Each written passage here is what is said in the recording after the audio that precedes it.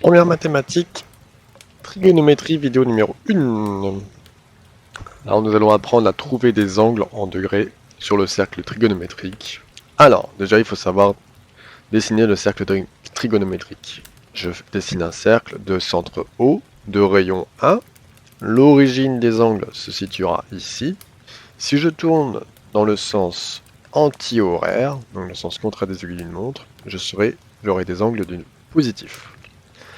Si je tourne dans le sens horaire, donc dans le sens des aiguilles d'une montre, j'aurai les angles négatifs. Donc maintenant, il va falloir connaître quelques valeurs d'angle. Donc positionner 30 degrés, 45 degrés, 60, etc. Donc ici, on a un angle droit.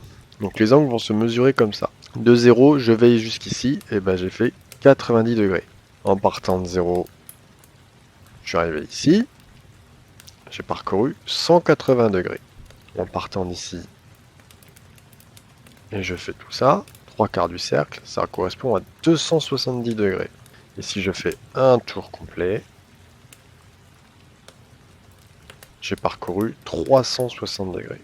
Si maintenant je tourne dans l'autre sens, si je parcours ceci, j'ai fait moins 90 degrés. Et si je fais tout ça, j'ai parcouru moins 270 degrés. On va surtout aussi utiliser l'angle 45 degrés. Donc l'angle 45 degrés,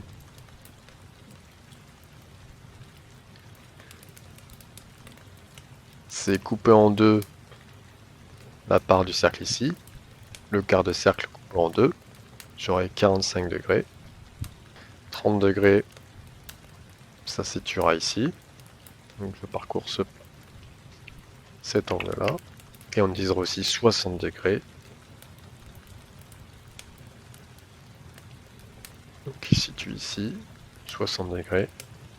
Hop, voilà les angles, surtout ces angles-là qu'il faut connaître. Voyons maintenant le radian comparé au degré. Donc il faut savoir convertir des angles en radians et des angles en degrés. Les angles en radians, c'est quelque chose qu'on a inventé pour faciliter lorsqu'on va faire des gros calculs. Surtout lorsqu'on fait en physique, quand on va calculer les choses en radians, on préfère utiliser des lettres comme pi plutôt que des chiffres comme 180 degrés, 360 degrés ou des énormes chiffres qui compliqueraient les formules.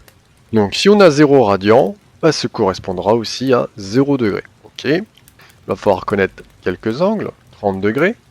30 degrés, bah, il faut savoir que ça correspond à pi sur 6. Ensuite, il faut savoir 45 degrés, ça correspond à pi sur 4. 60 degrés, qui va correspondre à pi sur 3. 90 degrés, qui va correspondre à pi sur 2. 180 degrés, qui correspond à pi. Et 360 degrés, qui correspond à 2pi. Donc, si vous cherchez comment passer de radian à degré, par exemple, si vous voulez convertir 2pi sur 3, il faudra, donc ça c'est un angle en radian, pour le passer en degrés, il faudra faire 2 fois 180 sur 3, qui fait 120 degrés. Et par contre, si vous voulez chercher 270 degrés, et que vous voulez en radian, il faut prendre du coup une référence. Par exemple, on sait que pi, ça correspond à 180 degrés. Nous, on a 270 degrés. Un petit produit en croix. 270 fois pi sur 180, ce qui va nous donner 3pi sur 2.